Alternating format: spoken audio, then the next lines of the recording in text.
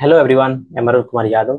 Video के इस series में हम लोग देख रहे हैं चैप्टर 11। इसका नाम है वृत्तों से संबंधित क्षेत्रफल। अब तक हम लोग, और यह है प्रश्नावली 11.1। इसमें चैप्टर 11 में केवल एक ही प्रश्नावली है जिसका नाम है 11.1। इसमें हम लोग 1 से लेकर के 8 तक क्वेश्चन ऑलरेडी डिटेल में देख चुके हैं। इसमें हम लोग देखेंगे क्वेश्चन नंबर 9।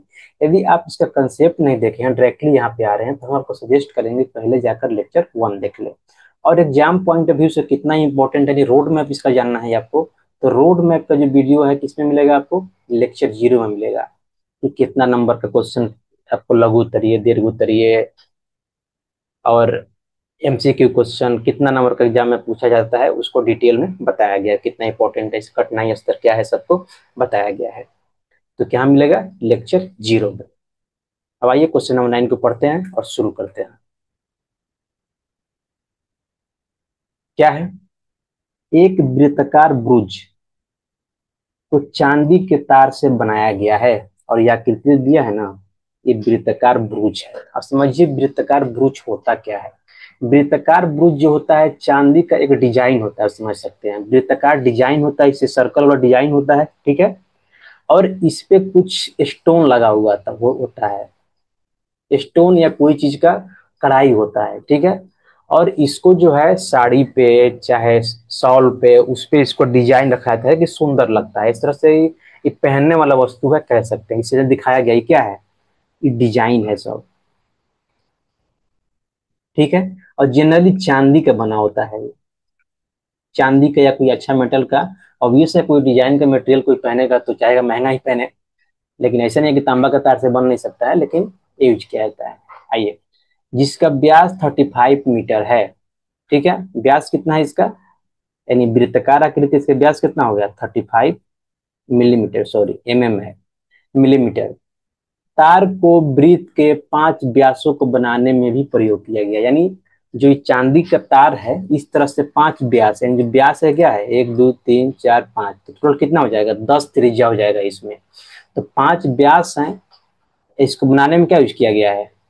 इसको बनाने के लिए चांदी ही यूज किया गया है। ये भी क्या है? ये भी सिल्वर का है, यानी चांदी का है।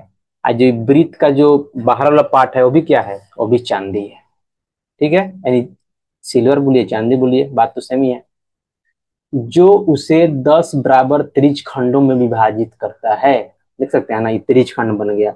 इसका एंगल थीटा मान लेते हैं, तो ये सब क्या होगा? सब थीटा होगा, ठीक है। सब बराबर होगा। यानी 1 2 3 4 5 6 7 8 9 10। यदि हम कोई एक का भी क्षेत्रफल निकाल लेंगे, उसे 10 से गुना कर देना, क्या निकल जाएगा? सब त्रिज्यखंड का क्षेत्रफल निकल जाएगा। लेकिन आइए क्वेश्चन पढ़ते हैं, पूछ क्या रहा है। अब देखिए, 10 जो उसे 10 बराबर त्रिज खंडों में विभाजित करता है, जैसा कि आकृति 11.9 में दर्शाया गया है। कुल वांछित चांदी के तार की लंबाई ज्ञात करना है। इसका मतलब क्या है, हम आपको थोड़ा बता दे रहे हैं। एक तो पहला ये परिधि हो गया, ये पूरा चांदी से बना हुआ है, तो कितना हो जाएगा लंबाई इसकी? 2 पाई आर। अब व्यास कितना है? 10। तो 10 नहीं, 5 व्यास है, सॉरी। तो 5 व्यास इंटू व्यास की लंबाई, दोनों को जोड़ दीजिए तो क्या आ जाएगा? टोटल चांदी की लंबाई आ जाएगा, वांछित चांदी की लंबाई, यही होगा। देखिए दूसरा क्या पूछ रहा है। ब्रुज के प्रत्येक त्रिज्यखंड का क्षेत्रफल, प्रत्येक त्रिज्यखंड में कितना त्रिज्यखंड बना है? 10 त्रिज्यखंड बना है। तो हमको क्या मालूम होगा? डी मालूम है, तो यहाँ आर तो मालूम हो ही जाएगा। और हमको थीटा निकालना है। तो थीटा कैसे निकलेगा? तो ये टोटल पॉइंट पर कितना एंगल बन रहा होगा? 360 बन रहा है। तो 360 बटा 10, कितना त्रिज्यखंड बना टोटल? 10 त्रिज्यखंड बना। और सब बराबर त्रिज्यखंड है, ध्यान दीजिएगा। तो ये क्या आ जाएगा? यही मेरा थीटा हो जाएगा, यानी 36 डिग्री। तो थीटा ही मालूम हो जाएगा। और आर क्या हो जाएगा? d/2। और डी कितना है? 35/35 mm। ये हो जाएगा 35/2 mm। तो इससे क्या निकालेंगे? वृत्त खंड का त्रिज्य खंड का क्षेत्रफल हो जाएगा। तो इसका फॉर्मूला क्या होता है? θ/360 डिग्री इंटू πr², यही फॉर्मूला होता है। थीटा हम निकाल लिए कितना? 36 डिग्री। आर हमको निकाल लिए कितना? 35/2 mm। तो नहीं निकल जाएगा। अब आइए क्वेश्चन को समझ लिए हम डिटेल में। अब इसको सोल्व कर लेते हैं। समझना बहुत जरूरी होता है। कोई भी क्वेश्चन को अटेम्प्ट करने का पहले हम तो चाहेंगे कि आप उसको पहले विजुलाइज करें कि क्वेश्चन सोल्व कैसे हो रहा है। एक बार आप विजुलाइज कर लिए तो क्वेश्चन सोल्व करना आपके लिए बहुत ही आसान हो जाएगा। डायरेक्ट क्वेश्चन पे जंप मत कीजिए कि इसको सोल्व कर देना है, क्योंकि ऐसा नहीं है कि कोई एक मिनट में क्वेश्चन सोल्व करके आंसर लाना है। क्या कम्पिटेटिव एग्जाम तो है नहीं है, आपको लिखना है अच्छे से, तो पहले आपको समझ में आना चाहिए क्वेश्चन। तो आइए क्वेश्चन को शुरू करते हैं। 9 हल।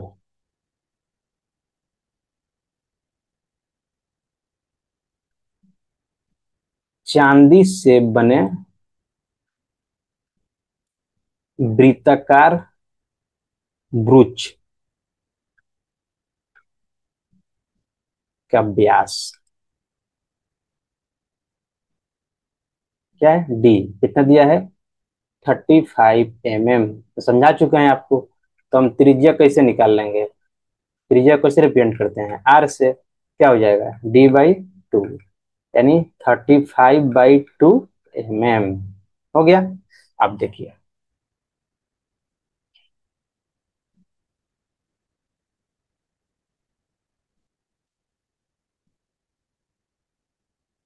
5 व्यास वृत्त को, यहाँ चुकी लगा देते हैं, चूंकि 5 व्यास वृत्त को 10 बराबर भागों में बांटता है।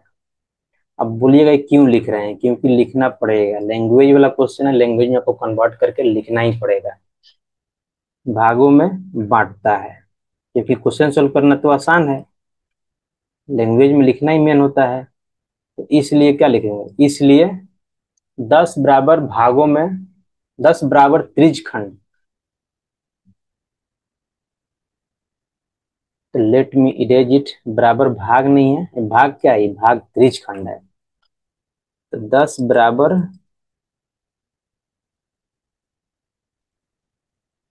त्रिज खंडों में बांटता है, इसलिए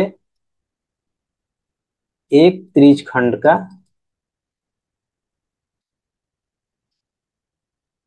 कोण हम बता दिए हैं। कैसे कैसे बताए हैं? ये पॉइंट जो सेंटर है, इस पे कितने डिग्री का एंगल बन रहा है? यानी वो जो है सेंटर है, इस पे 60 डिग्री का एंगल बन रहा है। किसी भी बिंदु पे टोटल 60 डिग्री का कोण बनता है। अब इसको 10 भाग में बांट दीजिए, तो क्या 360/10 नहीं होगा? तो 10 बराबर भागों में बांट रहा है, मतलब 360/10। यही क्या है? मेरा थीटा है, या थीटा इक्वल टू 36 डिग्री।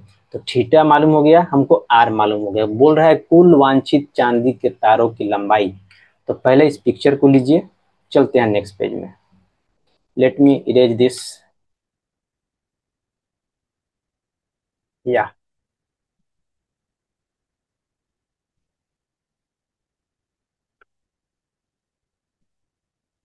देखिए, पहला क्या है? कुल चांदी की लंबाई, या वांछित चांदी की लंबाई, जो अच्छा लगे आपको लिख दीजिए। कुल चांदी की लंबाई हम कितना बार बता चुके हैं कि लैंग्वेज को अपने तरीके से आसानी से लिखा जाता है, इसका कोई हार्ड एंड टफ रूल नहीं होता है। कुल चांदी की लंबाई क्या हो जाएगा? वृत्त की परिधि पहला होगा, क्योंकि चांदी से ही बना है वृत्ताकार आकृति, प्लस क्या? कुल व्यासों की संख्या इंटू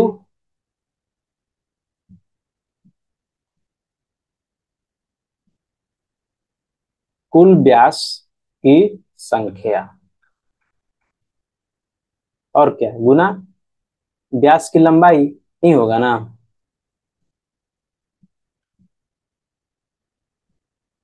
तो 5 व्यास है, तो पांचों क्या चांदी से बना है, तो 5 गुना व्यास की लंबाई कर दीजिए, तो वो जितना व्यास चांदी का है बना हुआ उसका लंबाई निकल जाएगा। और जो परिधि है उसका लंबाई क्या होता है? 2πr होता है, तो वो निकाल कर दोनों जोड़ दिए, पूरा कुल चांदी की लंबाई निकल जाएगा। तो आइए क्या हो जाएगा? वृत्त की परिधि 2πr, और कुल व्यास की संख्या कितना है? 5 है। ध्यान दीजिएगा, यहाँ पे त्रिज्य खंड 10 है, यानी त्रिज्या 10 है, लेकिन व्यास कितना है, 5 है। तो 5 व्यास की लंबाई कितना है, डी उससे रिप्रेजेंट करते हैं, तो डी कितना है, 35 mm है।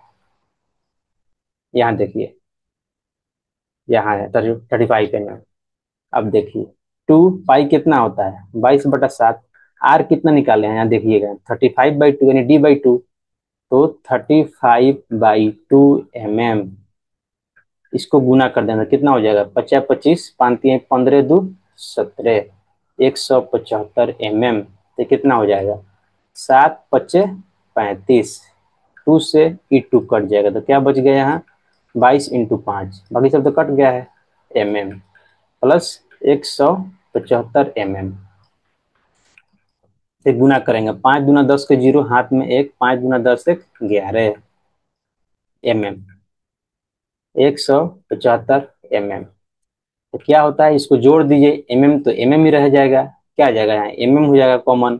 तो 0 और 5 कितना हो गया, 5, 1 7 8, 1 1 2, 285 mm। तो क्या होगा, लास्ट में क्या लिख देंगे, जैसे क्वेश्चन में पूछता है इसे अतः वैसे ही लिखते हैं, कुल वांछित चांदी के तार की लंबाई, क्या लिख देंगे लास्ट में, अतः। अतः हम लोग क्या करते हैं, हमेशा से लिखते आए हैं, अतः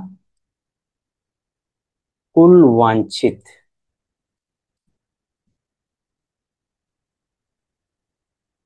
चांदी के तार की लंबाई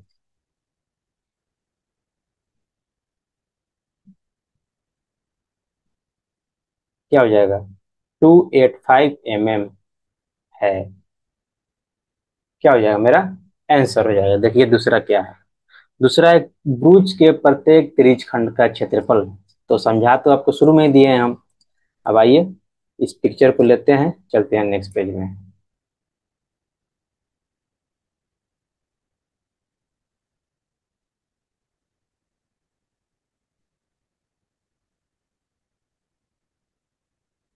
ब्रूज के प्रत्येक त्रिज्य खंड का क्षेत्रफल, प्रत्येक मतलब एक का निकाल लीजिए, वहीं तो सबका होगा, प्रत्येक त्रिज्य खंड का क्षेत्रफल। अब फॉर्मूला क्या होता है इसका, तो पहले हमेशा हम लोग फॉर्मूला लिखते हैं, क्यों, इससे देखने में भी अच्छा लगता है और साथ में फॉर्मूला याद भी होता है। तो θ/360 डिग्री नहीं होता है, πr²। हमको थीटा भी मालूम है, पाई भी मालूम है, थीटा कितना निकाले हैं, 36 degree, divide by 360 degree, into pi को पाई, आर कितना है, 35/2 mm नहीं है ना, इसका होल स्क्वायर। अभी कट जाएगा 10 मतलब है, ये क्या हो जाएगा, 1/10। यहाँ बच जाएगा, पाई को लिख देंगे कितना, 22/7। और 35/2 का स्क्वायर मतलब क्या हो जाएगा, 35/2 इंटू 35/2 नहीं होता है ना स्क्वायर का मतलब, और एमएम का होल स्क्वायर, क्योंकि एमएम पे भी स्क्वायर है। और जब भी क्षेत्रफल आता है तो वर्ग में ही आता है, यानी एमएम के स्क्वायर में आएगा, सेंटीमीटर के स्क्वायर में आएगा, मीटर के स्क्वायर में आएगा, किलोमीटर के स्क्वायर में आएगा, हमेशा वर्ग वर्ग इकाई में आएगा। देखिए 7 से काटेंगे, 7 × 5 = 35, 5 से काटेंगे इसको 2 मरतबे, 5 × 2 = 10, इसको 2 से काटेंगे कितना, 11 मरतबे।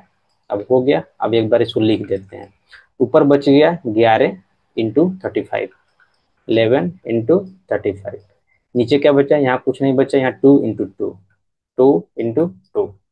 अब आपको काटने आना चाहिए, इतना हम तो उम्मीद कर ही सकते हैं। अब गुना कर दे रहे हैं ऊपर, बेसिक विद्या को सीखना होगा कि काटते कैसे हैं, गुना कैसे करते हैं, भाग कैसे करते हैं। तो हमको लगता है कि आदमी से 2 3 4 से पढ़ रहा है, लेकिन फिर भी आपको जानना हो तो कमेंट कर सकते हैं, हम उसको भी कोशिश करेंगे समझाने का। से गुना करेंगे, 11 × 5 = 55 के 5 हाथ में 5, 11 × 3 = 33, 5 = 38, डिवाइड बाई 4 mm का स्क्वायर। अब इसको डिवाइड करेंगे कितना हो जाएगा, 9 × 4 = 36, 2 पे 5 यानी 6 × 4 = 24, 1 पर 0, 4 × 2 = 8, 4 × 5 = 20, 96.25 mm²। ये क्या आ गया, यही जो पूछ रहा है, क्या पूछा था, ब्रुज के प्रत्येक त्रिज्य खंड का क्षेत्रफल। तो लास्ट में क्या ऐड कर सकते हैं, अतः। अतः ब्रुज के प्रत्येक त्रिज्य खंड का क्षेत्रफल 96.25 mm² है।